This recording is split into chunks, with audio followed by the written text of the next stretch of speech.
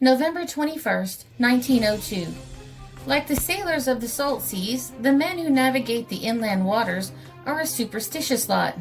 Almost every wreck that marks the history of the lakes is the inspiration of some weird, fantastic story that by frequent repetition assumes the dignity of truth in the sailor's ready mind. One such superstition that is firmly rooted in the minds of all Great Lakes navigation concerns the mysterious wreck of the steamer Bannockburn. She had been launched 9 years prior to her disappearance in 1893 and had quite an unusual profile for a freighter. On her voyages hauling grains for the Montreal Transportation Company, captains from other ships could recognize the Bannockburn before they could even read her nameplate. The ship had become a common sight on the Great Lakes.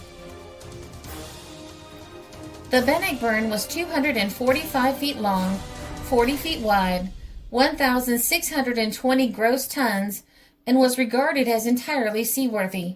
She sometimes had one or two barges in tow, but on this, her last trip, was coming down alone. She had a cargo of 100,000 bushels of wheat when she left Port Arthur on the 21st, and as the season was advanced, it is probable that this was consigned to a Georgian Bay port. The Bannockburn disappeared without a trace sometime after 11 p.m. on November 21st. At that late date in November, there would not be many vessels trading into Port Arthur or Fort Williams, which would be likely to see the Bannockburn as she headed towards the Sioux. But about a week later, the press carried a dispatch quoting Captain James McMowell of the steamer Algonquin as having seen the missing Bannockburn on the 21st while headed up the lake. His statement was that at a point about 50 miles southeast of Passage Island and northeast of Keweenaw Point, running against a strong headwind, he had sighted a vessel which he believed was the Bannockburn. She appeared to be running well with a favorable wind, but when he looked for her a few minutes later, she had disappeared. The weather was hazy at the time, and he supposed that she had gone from sight in the mist. He remarked to his first officer that the vessel had vanished very quickly.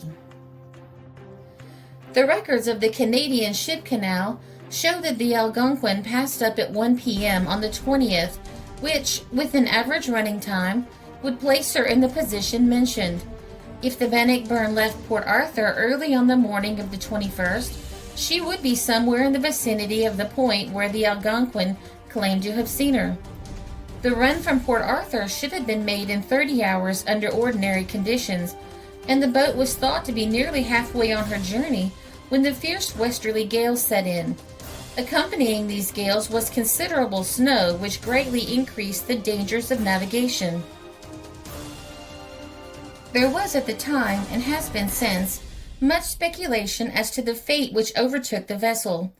A rumor current at the time was that the boat was carrying flaxseed, a dangerous shifting cargo. However, there is no evidence that the cargo was other than wheat.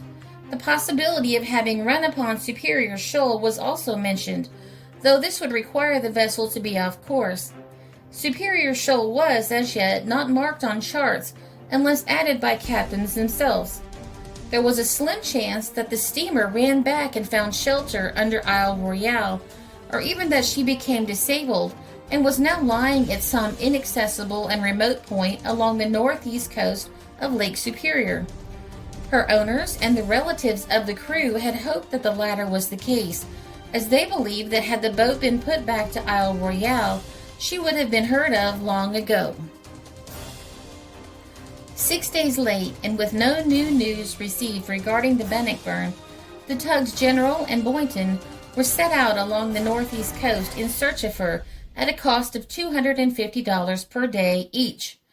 They left the Sioux with instructions to go around Michipicoten Island, then on to the Caribou Island area, following the north shore up to Isle Royale, return by the north shore to a point opposite Whitefish Point, and come home by the south shore. No trace of the missing vessel was discovered. Eventually, the underwriters came to the conclusion that the Bannockburn had stranded on Caribou Island.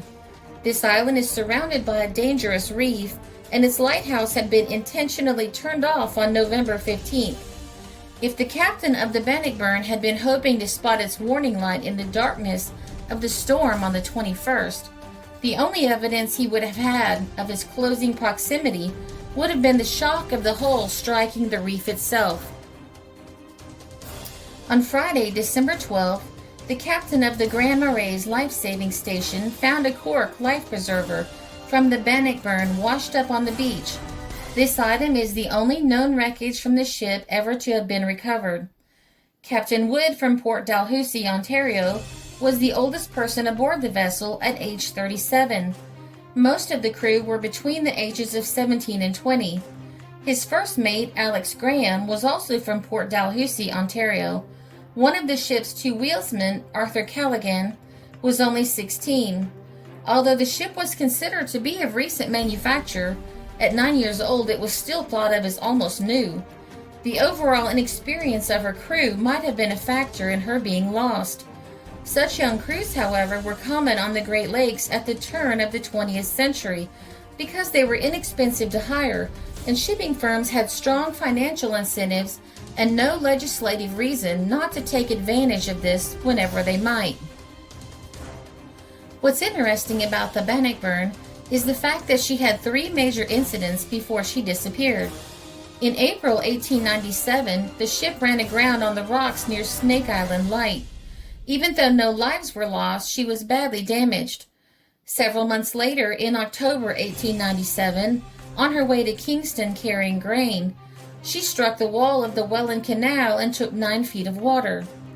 On November 20th, 1902, one day before her final voyage, the ship ran aground shortly after leaving Fort William and turned back to port. Having suffered no apparent damage, the Bannockburn recommenced her journey on November 21st, 1902, and the story unfolds as was just told. There was a rumor that the steamer Rockefeller had found some wreckage, but they did not stop to check the debris, so no one knows if it was from the Bannockburn.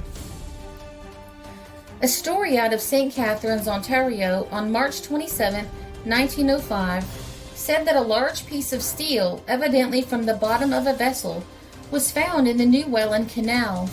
It may solve the mysterious loss of the steamer Bannockburn with all on board in Lake Superior in the fall of 1903. The Bannockburn was the only steel vessel to pass through the canal, and it is believed that the piece of hull was lost on the steamer's last trip, weakening the Bannockburn so that she foundered on Lake Superior. The story doesn't quite end there. The Bannockburn is supposed to be the Flying Dutchman of the Great Lakes. Sometimes at night, when the chill north wind sweeps across the swollen bosom of Lake Superior and the stinging ice devils fill the air, the lookout on some lonely point calls loudly to his companion and points to where he imagines the Bannockburn, all white with ice and ghostly in the darkness, is slipping through the black mystery of the lake. Easily identifiable by her profile, it's hard to mistake it for another ship. While some of the sightings are clearly just stories, others are not that easy to dismiss and have been reported in regional newspapers. One such story was that of the ore freighter Walter A. Hutchinson, shortly after World War II. When the crew saw the Bannockburn just 100 yards away, coming straight at them, the captain tried to put some distance between the Walter A. Hutchinson and the Bannockburn and steered to the northeast. The Bannockburn went past Walter A. Hutchinson safely, only to run aground and disappear. If the captain of the Walter A. Hutchinson hadn't changed course, the ship could have easily been destroyed by the rocks.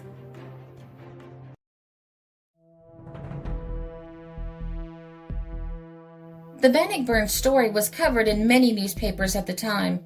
The information here came from the Daily Kennebec Journal, March 28, 1905, the Evening Times Republican, December 15, 1902, the Evening Times Republican, November 27, 1902, the Mount Holly News, September 25, 1917, the New York Tribune, July 29, 1917, the St. Paul Globe, November 27, 1902, the Evening Bulletin, November 28, 1902, Wikimedia Commons, and the Morning Call, September 20th, 1893.